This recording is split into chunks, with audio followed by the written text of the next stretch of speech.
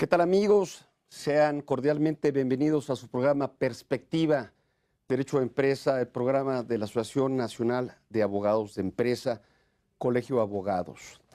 En esta ocasión tenemos un gran programa. Me enorgullece poderles presentar un gran programa con grandes expositores.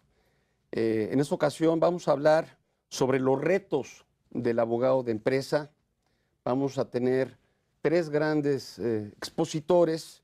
Me permito señalar al primero de ellos, al queridísimo don Alfonso Guatirrojo, expresidente de ANADE, abogado litigante, profesor de la Universidad Iberoamericana y, bueno, un funcionario de primer nivel. Querido Poncho, bienvenido a tu programa, Pepe. Perspectiva, Derecho a Empresa. Muchas gracias, te agradezco mucho la invitación y estoy muy contento de estar aquí con Karen, con Bernardo, en este gran panel. Muchas gracias. No, hombre, al contrario, Poncho realmente hace 10 años empezó con el programa de Perspectiva. Él fue el que le dio a la ANADE la oportunidad de estar en el canal judicial y de verdad, Poncho, pues es un gusto tenerte ahora como una de las principales líderes de opinión en ese país. Muchas gracias. Casi 10. Tú festejarás pronto los 10 años. En aquella ocasión, Enrique Rodríguez nos dio la oportunidad con el presidente Ortiz Mayagoitia de tener un espacio en la ANADE, un espacio de poder expresar todo lo que la actividad del colegio lleva a cabo y creo que se ha avanzado mucho. Luego recordarás también que Álvaro hizo un gran papel y a ti te corresponde pues continuar con esta gran encomienda. No, pues muchas gracias, Poncho. Bienvenido, por favor. Bueno, a mi derecha tengo el placer también de presentarles a ustedes a la licenciada Karen Viviana Camarena Gutiérrez. Karen es corredor público número 74 de la Plaza del Estado Libre y Soberano de Jalisco. Es abogada corporativa, perito traductor y orgullosamente presidente de ANADE Jalisco. Muchísimas gracias, Pepe. Muchísimas gracias. Es un honor, de verdad, compartir foro con dos grandes juristas, Bernardo, Alfonso. Muchas gracias. Gracias por la invitación. No, hombre, al contrario, Karen, gracias por estar con nosotros. Y bueno, también aquí a mi izquierda tengo el placer, la dicha de presentarles a ustedes a Bernardo Rivadeneira. Bernardo es notario público 25 por el estado de Yucatán. Bernardo es expresidente de ANADE Yucatán y, bueno, un gran especialista en materia familiar, en materia empresarial y una persona, la verdad, con un alto contenido jurídico. Un gusto tenerte por aquí, Bernardo. No, al contrario, José Juan, gracias por la invitación y gracias a todos ustedes por compartir este panel de lujo. No, de verdad, muchas gracias a ustedes. Bueno, pues si les parece, entraremos en materia. El tema del día de hoy son los retos de la abogado de empresa ante la cuarta transformación. Como todos ustedes saben, a raíz de la llegada del nuevo gobierno, uno de los primeros paradigmas que se buscó fue hacer un cambio precisamente en lo que había sido los gobiernos que nos habían estado de alguna manera rigiendo y buscar un antes y un después.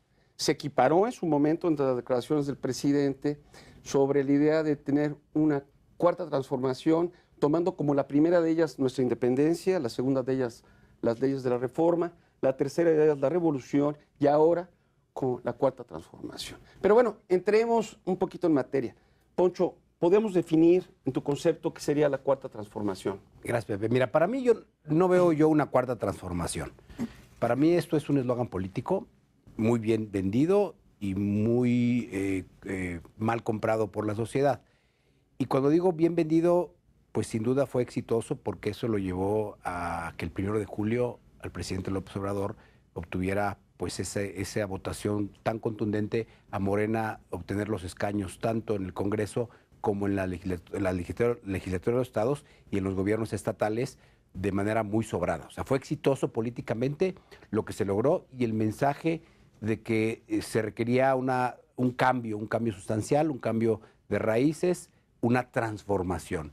Equiparar esto a una transformación como lo que tú relatas, independencia, reforma, revolución, hay una distancia abismal. Es una alternancia como la que se vivió cuando hubo el cambio en el 2000 del PRI al PAN, no tan dramática como cuando se modifica del PAN al PRI, pero pues mucha gente tiene en su mente, en sus esperanzas, que va a haber un verdadero cambio, un tsunami. Yo no lo veo, en ningún lado lo veo. No lo veo ni al corto, ni al mediano, ni al largo plazo. Sí hay una serie de cambios, tú lo mencionas, la palabra bases, cambios, y los hay porque en cualquier forma de gobierno hay cambios, hay Y los ha estilos. habido, Y los ha habido, y qué bueno que los ha habido porque hay algunos ajustes que se requerían hacer de los modelos anteriores que se estiman agotados. Yo diría, habrá que ver al tiempo si esos cambios redundan para bien o para mal. Pero yo una cuarta transformación la veo simplemente en un eslogan bien mandado, bien logrado, pero tampoco nos espantemos de que estamos cerca del modelo venezolano o de que va a haber una transformación donde todos vamos a sufrir consecuencias perniciosas. Esa no lo veo, pero por ningún lado. Pero hablando de eslogans, bueno, pues hay un eslogan, Bernardo, que está en los medios y que se dice la cuarta transformación o la transformación de cuarta. Yo coincido con Poncho con el concepto de que es un eslogan político muy bien vendido, pero que siempre da una oportunidad. Cualquier cambio es una oportunidad de mejoría y de sacar a la gente de la zona de confort. Esa es la realidad. Saber si es una transformación de cuarta, pues podría pensarse si fue buena o fue mala, y eso pues es muy pronto para poder decirlo, ¿no? Las señales todavía están empezando a darse e incluso son un poco confusas de hacia dónde nos vamos a dirigir. Lo que sí me queda muy claro es que para la sociedad mexicana este concepto de transformación debe de permear, pero hacia la población, hacia los ciudadanos, más que al tema del gobierno. Porque si tomamos el concepto que comparto al 100% con Poncho de ser un eslogan político, creo que es una gran oportunidad para que los ciudadanos realmente seamos los que nos transformemos. Hay quienes dicen que la corrupción se combate de arriba hacia abajo, ¿verdad? Pues sí, efectivamente, pero también de abajo hacia arriba. Nosotros los mexicanos tendríamos que empezar por transformarnos a nosotros mismos para hacer cosas que pues no sean cosas de corrupción y no cosas que dañen a nuestro país, porque pues hay alguna teoría ahí que dice cada pueblo tiene el gobierno que se merece, ¿no? Entonces ahí tendríamos todo un tema para platicar. Entonces, ¿qué pensaría de este eslogan? Que los ciudadanos lo aprovechemos para salir de nuestra zona de confort y tengamos ese gran sacudón para transformarnos nosotros mismos y transformar a nuestro propio gobierno y país. Karen, cuando escuchamos estos conceptos vemos que los conceptos van un poquito en pensar que esto es un eslogan político, que realmente, pues bueno, el gobierno sigue ahí, las instituciones continúan, no ha habido en realidad más que, es un giro político, es un nuevo partido, un movimiento de regeneración que se hizo un partido político, un partido muy joven. Entendemos este paradigma. ¿Cuál debe de ser el papel, en tu concepto, del abogado y del abogado empresa ante estos cambios? Llamemos cambio, no transformación, porque eso significaría algo más. Este cambio que estamos actualmente viviendo. Claro que sí, Pepe. Fíjate que, como bien comentamos, pues bueno, esto ha traído una serie de cambios, ha traído incluso, desde mi muy particular punto de vista, una falta de una perspectiva general o de un objetivo general, ¿no? Ha traído para los abogados, de alguna manera también, el estar al tanto y el estar al pendiente de qué nos espera. ¿Y qué nos espera alineados con los intereses de la empresa? Somos abogados de empresas. Entonces, cualquier cambio que tenga un impacto directo con las empresas, pues de alguna manera impacta a los abogados, que tenemos que tener, por supuesto, la técnica jurídica, pero estar al pendiente de muchos otros puntos también que son importantes. Estar al pendiente de cuestiones económicas, de cuestiones financieras, de decisiones que impactan de alguna forma a la empresa, ¿no? Más allá de la técnica jurídica, estar apoyando y estar como consultores y estar también orientando a los empresarios para seguir adelante con las empresas. Digo, nos interesan las empresas en el país porque alrededor de ellas hay un universo de beneficio y de beneficio económico, no solamente para los propios empresarios, sino también para los terceros interesados, para la propia sociedad. Entonces los abogados tenemos este tipo de retos de que además de la técnica jurídica, tenemos que conocer de todo el ámbito que envuelve precisamente a las empresas para poder orientar de manera adecuada en el momento adecuado.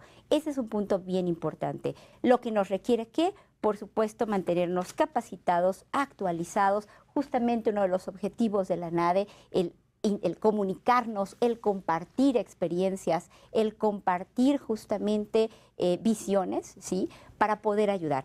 Y otro de los también retos, digamos, de los abogados de empresa es el ser justamente un contrapeso, el cuidar nuestro Estado de Derecho, el hablar desde el punto de vista técnico y expresarnos, ¿sí?, respecto de todo lo que se está viviendo, ¿sí? Entonces yo creo que también ese es un rol bien importante. Otro de los puntos es lo que decíamos, bueno, decía por supuesto Bernardo, de la transformación y el cambio tiene que ser también de la propia sociedad. Y aquí traigo una palabra que va a parecer muy utilizado últimamente, que tiene que ver con corrupción. Corrupción es un puente que se sostiene de dos lados. Entonces, el cambio también y el cuidado justamente tiene que ser por parte de los abogados. Los abogados tenemos que vigilar y tenemos que estar activos, ¿sí?, precisamente combatiendo la corrupción, siendo mejores abogados, siendo éticos y ayudando que las empresas también se conduzcan de forma ética. Entonces, creo que esto da un rol muy interesante a los abogados, más allá de la técnica jurídica, por supuesto. De acuerdo, fíjate, mucho de lo que se anunció en la Cuarta Transformación, mucho de lo que el presidente ha anunciado en la Cuarta Transformación es eliminar la corrupción. Es decir, uno de los principales objetivos es, el rol es eliminar la corrupción. Ahora, ¿cómo? Pues, ¿cómo? Y cómo nosotros como abogados podemos interactuar para mejorar nuestro sistema. ¿Cómo poder auxiliar a los impartidores de justicia a ser más justos en las resoluciones que hacen? Y dentro de nuestro alto tribunal, ¿cuál será el papel de la Corte, Poncho? ¿Cuál será el papel de la Corte y de nuestro sistema, del poder judicial en esta Cuarta Transformación? Mira, sin duda los mensajes que se han dado respecto al papel de la Corte en este proceso de cambio ha sido claro. La Corte se le manda un mensaje de que tiene que ajustarse a las políticas, lineamientos y criterios de austeridad del gobierno federal. Y creo que con inteligencia el presidente Saldívar Lelo de la Rea, los ministros, el Poder Judicial, pues han hecho algunos ajustes y han mandado mensajes claros de que están en torno a esa línea. Sin embargo, han manejado con toda claridad también y con todo acierto que hay que conservar la independencia del Poder Judicial y de la Corte. Y es algo que no es sencillo, porque por un lado tú, si manejas a ultranza la idea de que hay una independencia y que te separas de las políticas del gobierno federal como un poder independiente, pues rompes una estructura de Estado que se requiere estar unida. Pero por otro lado, tampoco puede ser ajeno a la necesidad de que el Poder Judicial sea un contrapeso de las decisiones del Poder Ejecutivo o de los gobiernos estatales, porque finalmente la Corte es la entidad constitucionalmente creada para tutelar la Constitución y para establecer esa línea clara de equilibrio entre los poderes. Entonces, si rompemos esas líneas tan tenues de que el Poder Judicial se alinee o la Corte se alinee y se adapte plenamente a las líneas de acción del gobierno federal, es un mal mensaje. Pero también si se separa y dice yo me voy a mantener desde mi posición como un poder independiente, también creo que estaríamos... Es buscar un balance. Un balance y respetar la función que tiene. De cada uno de los poderes. Si les parece, tenemos que tomar una pausa. Me gustaría en el segundo bloque poder abordar un poquito más a profundidad esa división de poderes que tan atinadamente estás manejando. Y no le cambie, estamos en Perspectiva, Derecho a Empresa.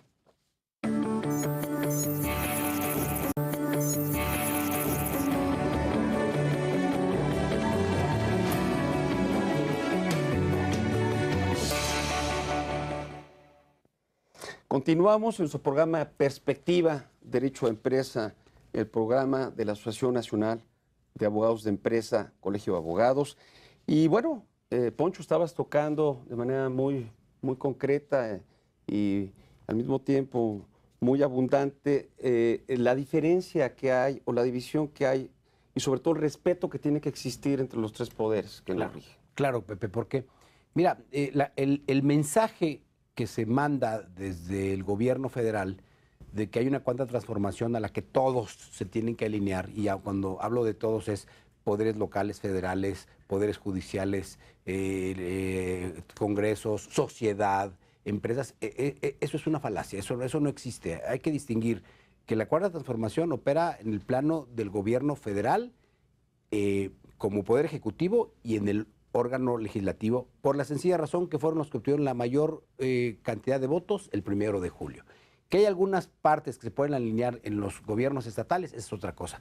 Pero pensar que esto permea a toda la sociedad, incluyendo al Poder Judicial, por efecto del voto del 1 de julio del año pasado, eso es inaceptable. Ahora, decía yo, creo convencidamente que el Poder Judicial lo ha abordado de manera inteligente al ser flexible, al adaptarse a ciertos lineamientos del gobierno federal, concretamente de los planes del Poder Ejecutivo, pero también ha levantado la mano y ha sido bien claro en mantener su independencia. Y creo que esto es lo que tenemos que hacer todos, la sociedad, los colegios, las empresas, desde nuestro papel, de nuestro fuero interno, desde lo que nos corresponde hacer, mantener justa distancia, pero saber también que hay áreas de oportunidad, que hay temas que hay que transformar, porque México requiere muchos puntos de cambio.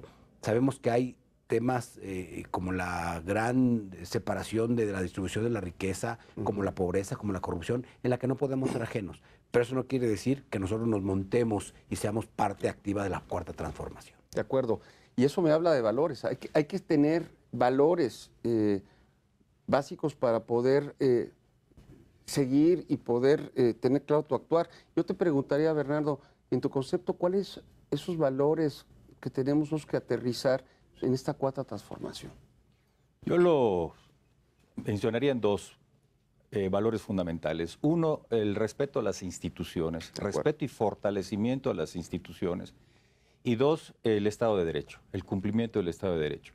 Pero no nada más como un eslogan, sino con un Estado de Derecho de calidad.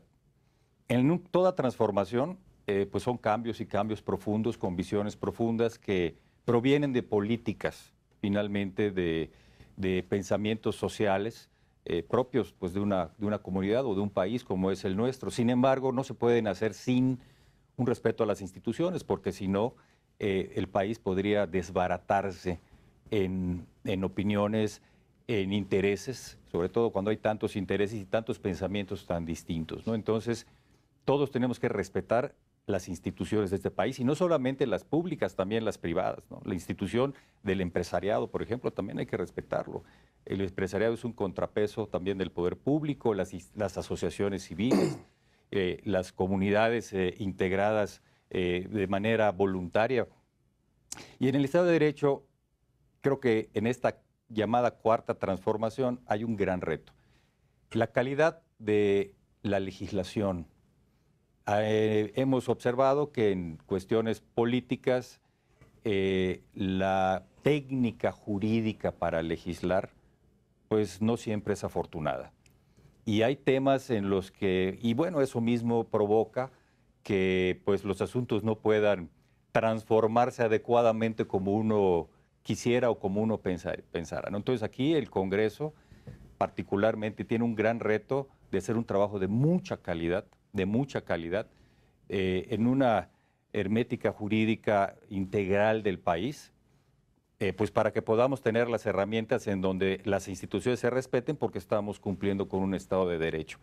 Y eso es lo que más necesita nuestro país. De acuerdo, Estado de Derecho, desde luego, institucionalización. Me parecen dos valores fundamentales. Y uno de los temas que yo quisiera también abordar es la corrupción, que es otro, digamos, lo positivo en lo que nos tenemos que fijar es en la institucionalización, Estado de Derecho, pero bueno, también están los temores, los miedos, la parte negativa, la corrupción que nos ataca y que está en nuestro sistema. ¿Cómo podemos, en tu punto de vista, Karen, erradicar la corrupción y reactivar una procuración de justicia? Claro que sí. Fíjate que, pues bueno, este mal que nos aqueja y que justamente también fue uno de los pilares para sostener este eslogan político de la Cuarta Transformación, fue precisamente el erradicar la corrupción. Y creo que ahí el papel justamente que jugamos y que tenemos los abogados de empresa es bien importante. Y también los empresarios, por supuesto, ¿sí? Y hablamos de que hay recomendaciones justamente para los abogados en su actuar diario, para las empresas justamente. Incluso se habla de que los abogados somos la primera fuerza, estamos en la primera línea para atacar la corrupción o también contribuir. Estoy hablando, ¿sí?, del papel del abogado dentro de este punto que es corrupción. Entonces, pues bueno, una de las recomendaciones incluso para las empresas es de buscar justamente abogados, decía yo, que tengan la técnica jurídica, pero que también estén sujetos a códigos de ética, que eso justamente te lo dan los propios colegios, el estar colegiados, que sean abogados que además tengan, digamos, ya una trayectoria profesional, ¿no? Que tengan esa trayectoria con una perspectiva, insisto, ética en su actuar.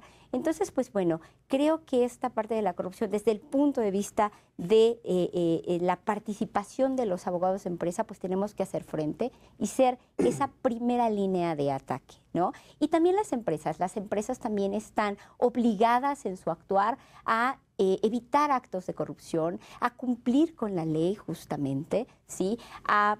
No solamente por el hecho además de cambiar y de transformarse y de ayudar con el país, pero porque también tiene implicaciones legales importantes. Hablamos de responsabilidades penales para las empresas, responsabilidades administrativas desde el punto de vista cuando se hacen actos de corrupción. Entonces, creo que también nos interesa a las empresas el luchar contra la corrupción. Ahora, hablábamos también de la parte del Estado de Derecho, ¿no? De cómo mantener y de cómo los abogados también somos ese contrapeso, porque es bien importante, ¿sí? Y al hablar del Estado de Derecho, de el cumplimiento de la normatividad, pero también desde el punto de vista de la actuación de la propia, digamos, de las propias instituciones, ¿sí? Ya vimos por ahí a lo mejor voy a tocar el punto de las consultas públicas del Naim, etcétera. Entonces, donde hablábamos de qué pasa con nuestro Estado de Derecho, qué pasa con el cumplimiento a la regulación, con el cumplimiento a la ley.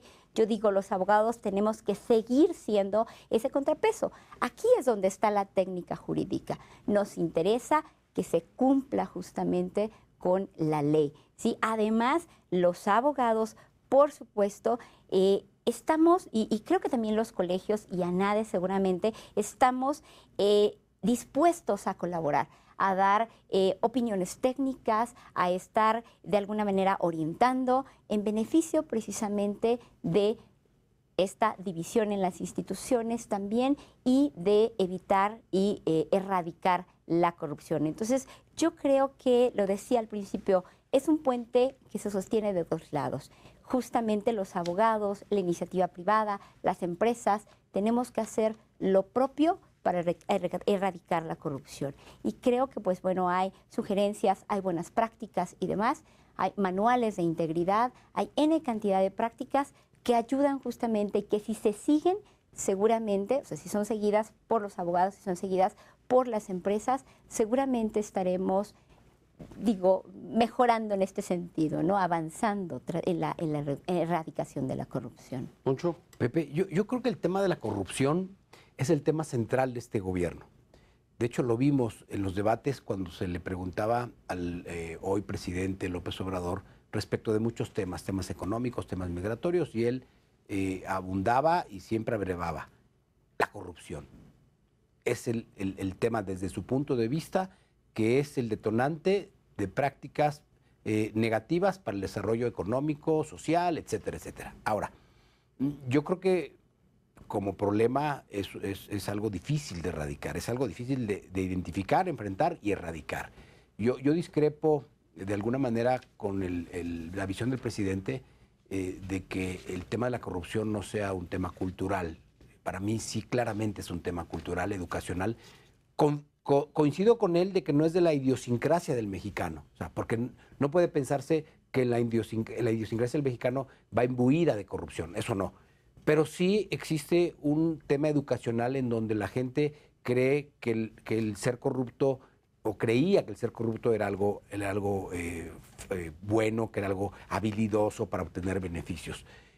Hay un primer punto que tiene que cambiar. La corrupción debe generarse de una manera transversal en la conciencia del mexicano de que es algo malo. La conciencia clara de que no es bueno obtener resultados por ningún motivo, aunque sean benéficos o lucrativos, si es por conducto de la corrupción. Dos, establecer esquemas de control. Si no hay esquemas de control donde puedan detectarse prácticas negativas en cualquier ámbito, público o privado, si las empresas no establecen mecanismos, instituciones que permitan identificar dónde están fallas, dónde hay mapas de riesgo, dónde hay posibles efectos contaminantes de actividades negativas, no vas a poder identificarlo. Y el tercero es la impunidad.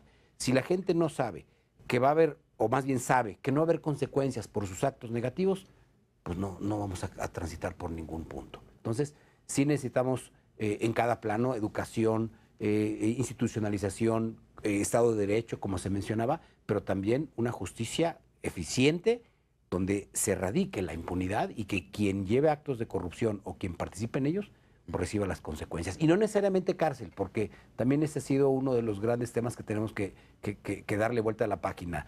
Las consecuencias no es necesariamente llevar a la gente a la cárcel.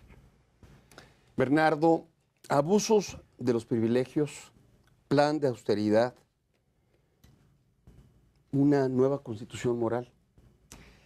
Yo creo que una de las cosas que van a salir, bueno, la moral pues es un tema absolutamente subjetivo, ¿no? Eso es un principio básico, y la moral de quién, de qué, para qué. Lo que sí me queda claro es que todas estas cosas que sí son objetivas absolutamente, que es el tema de la corrupción y si determinados valores, va a generar, eso sí, una transformación que visualizo nuevos liderazgos que van a surgir de la propia transformación de la sociedad, de lo que vamos a ver en los próximos tiempos. Pero liderazgos frescos, no de los que estamos acostumbrados a ver hasta hoy en nuestro país. Liderazgos quizás más juveniles, con otra visión, con otra forma de hacer las cosas. Liderazgos que hoy todavía no estamos observando, que además se necesitan, que deben de surgir de la propia sociedad, que está experimentando lo que está sucediendo, no necesariamente de los partidos políticos o de los organismos empresariales, sino de la sociedad civil. Entonces, esto va a traer como consecuencia, en mi opinión, la transformación de la sociedad y el surgimiento de nuevos líderes, nuevos liderazgos que van a hablar de esa, van a crear también sus propias constituciones morales, ¿verdad? Porque pues van a tener una visión pues diferente, porque esta transformación con todos estos temas, desde luego de austeridad y bueno, las demás cosas que platicabas, Pepe, pues van a generar un choque en la gente, porque lo va a sentir para bien y para mal, para las dos cosas. Entonces, estamos de acuerdo que no es propiamente es un eslogan publicitario, es una transformación, es un cambio, desde luego es un cambio. Hay cambios. Es un cambio cuyo principal objetivo, estamos todos de acuerdo, es erradicar la corrupción. El principal objetivo, que aparte todos estamos buscando y tenemos que seguir haciéndolo, pero otro de los elementos, y todos estamos de acuerdo en el mismo, el cómo va a ser, es lo que nos va a marcar en este gobierno y es lo que nos tiene que indicar. Consultas, tal vez no es la manera adecuada, tal vez tenemos que fortalecer un Estado de Derecho, como estamos hablando, tener códigos de ética, los abogados jugando un rol importante. Pero otro tema que es muy importante, Poncho, y me gustaría tocarlo contigo, empezar contigo, es, y lo ha dicho esta cuarta transformación, es cómo garantizar el respeto a los derechos humanos. Pues mira, es un tema que no es de hoy, es un tema que sí ha hecho puntual señalamiento del gobierno actual, pero que afortunadamente no es de hoy. Yo creo que tenemos varias décadas de un enorme empuje en cuanto a la promoción, identificación, culturización de los derechos humanos. Creo que el gran boom llegó en el 2011 con la reforma constitucional, artículo 1 y 107 de la Constitución, y las grandes modificaciones que de entonces se ha dado. El Estado mexicano se ha transformado, ahí sí verdaderamente se ha transformado, no por la cuarta transformación, sino por un proceso de cambio que venía por su interacción con la Corte Interamericana de Derechos Humanos, con el concierto internacional de la adopción de convenios donde se respetaba con ciertos estándares mayores al modelo mexicano los derechos humanos, y la buena noticia es que el nuevo gobierno los está impulsando, los está viendo en la misma dirección. Yo diría que aquí hay que aplaudirlo al gobierno del presidente López Obrador. Se ha montado en esa ola positiva que es el respeto, la difusión, la adopción de políticas públicas, porque no basta que el Poder Judicial tutee los derechos humanos, hay que hacer políticas públicas a través de la Secretaría de Gobernación para que esto se difunda, se permee en la sociedad y que exista pues plenos esquemas de control y de protección de los derechos humanos. Hace poco habíamos visto pues algo que se anunció como un cambio importante de que habíamos reconocido una resolución de la Corte Interamericana en el caso de Lidia Cacho. No es la primera vez, afortunadamente desde el 81 para acá pues ha habido un cambio, como te digo, paulatino, una evolución positiva y creo que vamos por buenos rumbos. Efectivamente, yo creo que los derechos humanos, Karen, ha sido un tema que no es nuevo, es un tema que, como bien lo dices, de junio de 2011 existe, que aparte se le ha dado una atención primerísima de parte del Poder Judicial y de los demás poderes, y yo creo que es algo que tiene que seguir cada vez permeando, pero tiene que ser algo parejo, no nada más en nuestro sistema judicial, porque después, como a veces gente me pregunta en la calle, derechos humanos solamente a nivel judicial, porque en la realidad los derechos humanos no existen, no hay valores, no hay principios, no hay manera. Por eso es muy importante, insisto, en que el rol que tenemos nosotros como abogados de empresa y como miembros de un colegio de abogados que tiene un código de ética, de tratar de permear y tratar de que estos códigos de buenas prácticas continúen siempre. Ahora, otro de los temas que me gustaría abordar contigo, Karen, de esta cuarta transformación es la famosa amnistía, el nuevo plan de seguridad para una cultura de la paz. ¿Tú qué opinas de esta idea de tratar de dar esta amnistía para las gentes que de alguna manera no tienen tanta responsabilidad, así llamarlo? Y pues bueno, yo creo que hablamos justamente del Estado de Derecho, del respeto a las leyes y de la impunidad, ¿no? Entonces, por supuesto que quien comete un delito tiene que ser sancionado, ¿sí?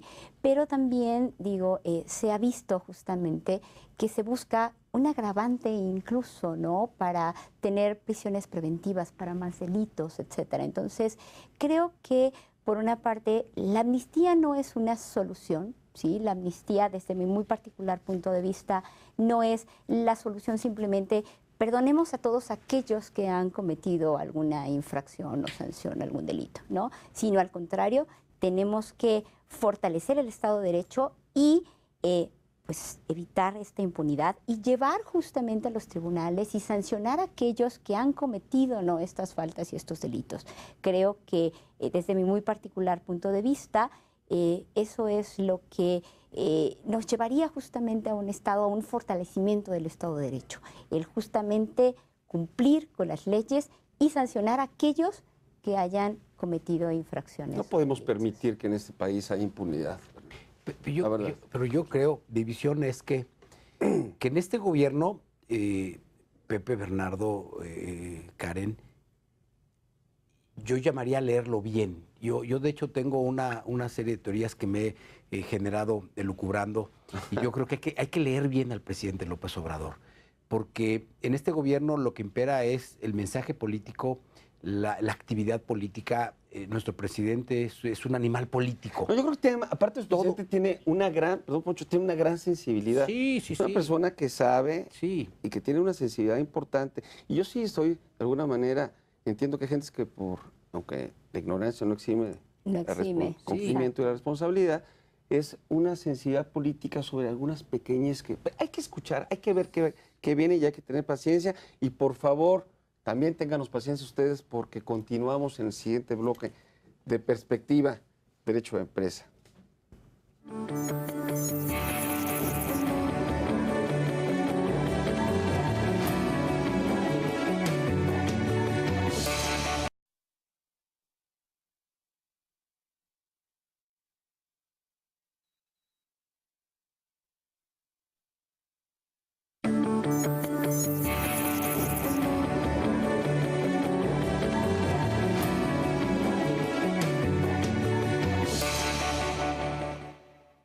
¿Qué tal, amigos? Continuamos con nuestro programa Perspectiva Derecho de Empresa, el programa de la Asociación Nacional de Abogados de Empresa. Y bueno, Poncho, estamos hablando de lo que es un poquito la cultura de la paz, un poquito del perdón, un poquito de la posible amnistía. Y me gustaría también que me platicaras un poquito, platicas al auditorio, un poquito de lo que son, en tu concepto, esta cultura también de las consultas. Sí, eso permea, Pepe, desde mi punto de vista, como un concepto similar, tomando como base que el punto central del actual gobierno es que importa el mensaje político, más que el mensaje, más que la estructura jurídica, más que el efecto económico. Hoy yo sigo diciendo, hay que aprender a leer a López Obrador en cuanto a que cualquier mensaje que mande siempre tiene un tema político. Las consultas, por ejemplo. A mí me queda claro que se puede cuestionar desde el punto de vista jurídico, constitucional, práctico, ético, si la consulta es o no viable, si es o no justa, si es o no correcta, si es o no operativa. Pero políticamente es un gran mensaje, porque le mandas a la sociedad la línea de que están participando, de que se concienticen y que son tomados en cuenta. Y este modelo democratizador del gobierno federal de hacer partícipe a la sociedad, pues es un gran activo político. Yo no creo en lo absoluto que el tema del aeropuerto o muchos temas se vayan a decidir con el resultado de la consulta, viendo que alguien cuente los votos y, no, sí ganó y vamos. O sea, no se van a tomar en cuenta de manera cuantitativa los votos derivados de las encuestas. Si nosotros pensamos y criticamos que para qué se hacen las encuestas y lo queremos visualizar bajo una temática económica o jurídica, estamos perdidos. Es, desde mi punto de vista, el tema también de la amnistía, algo político. El mensaje, yo como presidente te vinculo a ti como sociedad y te invito a participar. Yo como presidente no quiero problemas. Eso no quiere decir que la Procuración de Justicia, que los fiscales no vayan a hacer su chamba. Yo no he visto nunca a López Obrador que le diga a una autoridad, oye, no apliques la ley. No, pues él manda su mensaje político y nosotros lo copiamos como queramos. Por eso yo diría, no nos creamos tanto, no es que haya mentira, es que aprendamos a leer a López Obrador en cuanto a que hay mensajes enteramente políticos que están por encima de los jurídicos, están por encima de los económicos y que a la larga habrá que ver cómo se cristalizan. Aparte es política, finalmente los gobernantes son políticos. Aparte no es novedoso las consultas han existido. El problema es cuando esto se le queda un carácter vinculante.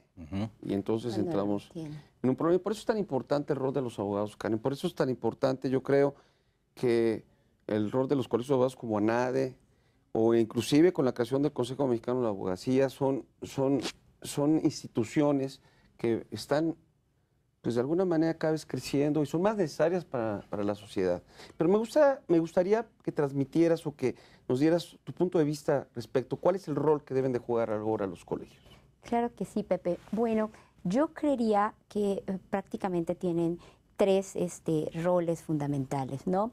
Dentro de los objetivos de los colegios, por supuesto, está la capacitación, está la actualización constante de los abogados. Entonces hablábamos de los retos precisamente respecto de mantener una técnica jurídica adecuada, mantenerse actualizados, mantenerse capacitados, pero además conocer de una perspectiva general, de una perspectiva global.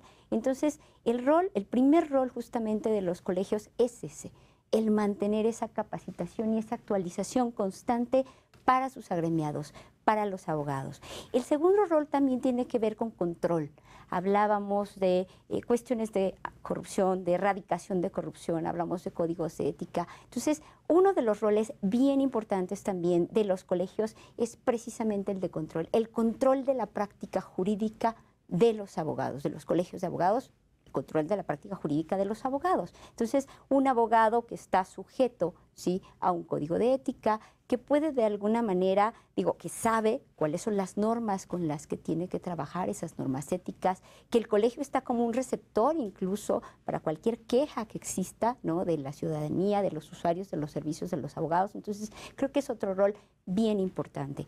El tercer rol, desde mi perspectiva también, es justamente el que hemos venido platicando, el ser ese contrapeso justamente, ¿no? El ejercer contrapesos, el ejercer opiniones técnicas, el coadyuvar justamente en el Estado de Derecho, el estar vigilante de ese Estado de Derecho, el estar opinando de lo que está pasando, ¿sí? El ser justamente un punto, digamos, el opinar adecuadamente, el que las cámaras, los gobiernos, la ciudadanía pueda voltear hacia un colegio y pedirle una opinión técnica, una opinión objetiva, una opinión apartidista, por supuesto, pero una opinión jurídica como tal, y que, bueno, sean los expertos los que la den. Entonces, yo creo que ese es el tercer rol que jugamos y que tenemos los colegios de abogados en este momento. Ahora, bueno, pues yo aplaudo justamente la creación del Consejo General de la Abogacía, que seguramente Alfonso nos podrá platicar un poco más de él, porque está dentro, bueno,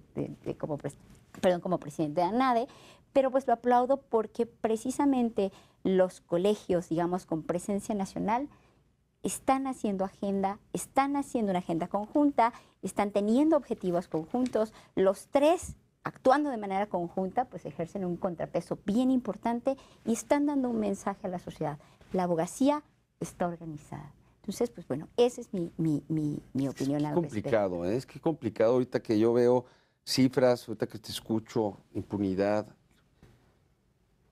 37,000 desaparecidos, 2,600 quejas de derechos humanos, cifras que puedo seguir increíbles. Nosotros abogados tenemos un rol muy importante, tenemos un juego muy importante, tenemos que tratar de ayudar.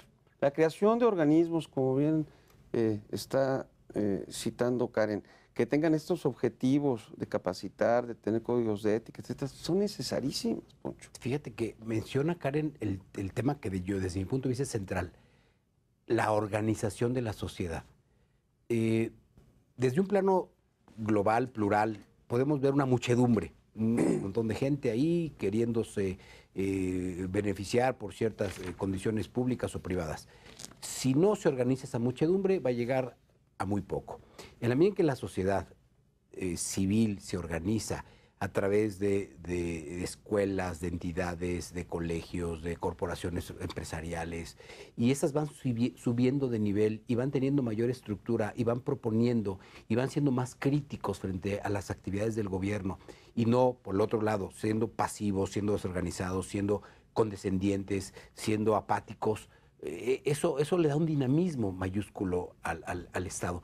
Por eso para mí el que se reciban críticas positivas o negativas del nuevo gobierno no me espanta y no le doy gran valor porque hoy veo que el gran peso de lo que México es corresponde a la sociedad que se ha organizado y que ha participado en este cambio.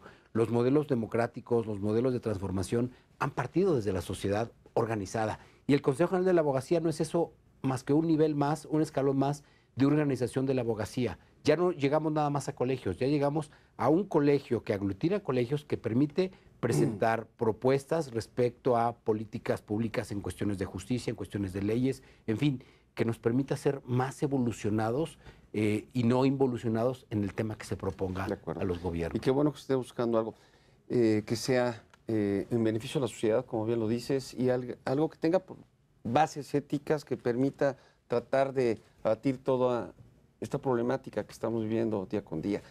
Estamos llegando a la parte final del programa, es el tercer bloque. Estamos llegando a las conclusiones, estamos llegando a cualquier tip, recomendación que podamos dar. Y me gustaría empezar contigo, mi querido Bernardo. Hemos hablado de la cuarta transformación, hemos hablado del concepto, hemos hablado de los ejes que en este caso el presidente ha trazado, como la corrupción, la cultura de la legalidad, etcétera. Y me gustaría que, por favor, me dieras tus puntos de vista. Con muchísimo gusto. Este programa se llama, o se refiere a la cuarta transformación. He disfrutado mucho con los excelentes comentarios de Poncho, Karen, tuyos, Pepe, pero si estamos hablando de la cuarta transformación y el derecho, tendríamos que pensar por qué o de dónde viene esta cuarta transformación. Evidentemente viene de un tema real, que es un tema de pobreza extrema en nuestro país. De acuerdo, desigualdades. Entonces hay una desigualdad, una brecha muy amplia, que eso generó pues este cambio, al menos a nivel cupular en el tema de gobierno, porque hoy a la distancia en la que estamos, pues todavía no se ha empezado a reflejar como debería de reflejarse, ¿no? Pero estamos hablando de un tema de pobreza extrema. Y uno de los graves problemas que tiene este país, que quizás no se ha visualizado porque nos hemos distraído quizás en otros temas muy importantes, desde luego corrupción, desde luego el tema de la informalidad. En México el 60% de nuestra economía es informal y el 40% es formal. El tema de la pobreza extrema tiene que ver con aspectos económicos. No llega el dinero, no hay el dinero para la gente que lo necesita. Evidentemente, pues es un gran reto, que creo que es uno de los retos más importantes que tiene este nuevo gobierno, que sí sería de verdad una auténtica transformación, hacer ese equilibrio entre los informales, empezar a volverlos formales, pero desde luego darle las herramientas y las posibilidades, facilitarles el hecho de que puedan ellos tener sus propios ingresos y les alcance incluso para comer y también para pagar impuestos. Si todos contribuimos de una manera más democrática, pues al país le va a ir mejor. Esa distribución también del erario público es muy importante y no desde la óptica subsidiaria. Eso es muy importante. Creo que uno de los grandes ejes que debe tener esta nueva administración para que de verdad sea una transformación es, como política de Estado, que el mexicano trabaje con ganas, trabaje con pasión, trabaje con esfuerzo, con ilusión y no espere a que le lleguen las cosas. Y ese es un gran reto que tenemos, que es un reto cultural, que tiene mucho que ver con el tema de la educación. Ahí es en donde están las bases. Esa misma base que trajo hoy a esa administración es la base que debe de recibir esos beneficios de que sean productivos y es también la base que debe de contribuir también para el gasto público. Y entonces vamos rompiendo esa asimetría que hoy le duele tanto a nuestro país y que fuera de todo lo que hemos hablado del derecho y de todo lo demás, la gente lo que necesita es comer. De acuerdo. Y lo que necesita es salud y lo que necesita pues es desarrollo personal. Entonces, cosas que hay que hacer cosas de fondo muy importantes. No, totalmente de acuerdo en lo que dices, porque sí, realmente aquí estamos viendo que hay un círculo vicioso en donde la gente pues, no quiere pagar impuestos, porque si paga impuestos, estos realmente se van a la corrupción o se quedan en los bolsillos de nuestros gobernantes. Entonces, regresamos al primer punto. Combatir la corrupción, enseñar a la gente a trabajar, como tú bien lo estás señalando, como una de las primeras formas de tratar de abatir esta desigualdad. Sus conclusiones, mi querida Karen. Gracias, Pepe. Pues bueno, yo quiero de nuevo tocar rápidamente entre los temas que yo considero importantes y que considero que son los retos justamente, ¿no? del abogado de empresa. Y el primero, justamente, que hasta ante este panorama de incertidumbre, justamente, ¿no? que de alguna manera los empresarios no tienen claro, ¿no? qué es lo que sabemos que va a haber un cambio, pero no sabemos justamente porque es muy pronto, no hacia dónde exactamente. Entonces, los abogados tenemos estos retos de mantenernos capacitados, mantenernos actualizados, mantenernos unidos, mantenernos incluso una buena, práctica de la NADE, mantenernos certificados, es decir, que eres un abogado que tienes horas de capacitación, que estás cumpliendo con este código de ética, que estás haciendo trabajo pro bono, incluso en beneficio de la sociedad. Entonces, ese es uno de los grandes retos, mantener abogados que realmente tengan, insisto, la técnica jurídica, pero que también respondan a las necesidades de las empresas, de los empresarios y de la sociedad. Ese es un primer punto y es un primer reto para mí importante. El segundo, temas de corrupción. Insisto, es un puente que se sostiene de ambos lados, entonces los abogados debemos de hacer lo propio, ¿sí? Los empresarios, los organismos empresariales deben de hacer lo propio, hay sugerencias, hay buenas prácticas, hay que seguirlas y entonces, pues bueno, esto es poner lo que esté de nuestra parte para combatir y erradicar la corrupción. El tercero, es Estado de Derecho. Los abogados tenemos que estar vigilantes, ¿sí? de que se cumpla y de tener este Estado de Derecho. Hablamos de división real de poderes, hablamos de cumplimiento a las leyes, hablamos justamente de estar atentos, de estar propositivos, de ser proactivos y de alguna manera mantenernos vigilantes. Esos creo, desde mi perspectiva, que son los retos que tenemos los abogados, entre muchos otros, por supuesto. Muchas gracias, Karen. Poncho. Pepe, yo cierro. Yo creo que cuarta transformación no la hay, sí momentos de cambio que va a llevarnos a que muchas cosas que sabíamos que se daban de una manera se van a dar de otra, van a dejar de existir algunas prácticas, reglas, leyes, artículos constitucionales que antes conocíamos muy bien, y esto implica adaptarnos a los nuevos tiempos. Y sobre todo después de que escucho lo que ustedes mencionan, yo creo que el mensaje es cada quien de nosotros en su foro personal, a la organización que pertenezcamos, al grupo que pertenezcamos, hacer lo que nos corresponde. Al problema que planteabas, oye, si yo veo que la gente, el servidor público, el Estado no utiliza los recursos de manera correcta y por tanto no pago impuestos, creo que es el camino incorrecto. Yo pago mis impuestos y soy muy crítico y levanto la mano para que se cumpla por parte de quien tienen que llevar a cabo estas funciones y que lo hagan bien. Y así creo que tenemos una parte virtuosa porque yo cumplo con mi obligación y también exijo a los que tienen que hacer lo propio. Entonces, si cada quien lleva a cabo la conciencia de sus actos y los lleva a cabo de la forma que le corresponden, pues creo que vamos a transitar de mejor manera frente a los tiempos que están por venir. Totalmente de acuerdo. Y bueno, yo por mi parte quiero agradecerles de verdad su participación. Creo que tanto el público como yo disfrutamos mucho de sus conceptos, de sus análisis profundos, interesantes, y de verdad muchas gracias, Bernardo, por estar aquí. Un placer, muchas gracias, muchas felicidades por el programa. Aquí sí hay transformación, porque creo que transformaron el set y quedó muy bonito. Muchas gracias. Karen, muchas gracias por estar aquí. Al contrario, muchas gracias, Pepe, por la invitación. Gracias, un honor compartir el foro. Muchas gracias. Y un gusto siempre, Poncho, tenerte por acá, Pepe, festejando los 10 años del programa del Canal Judicial. Y muchas gracias a usted por su atención, por su constancia, y nos vemos la próxima semana en Perspectiva, Derecho de Empresa.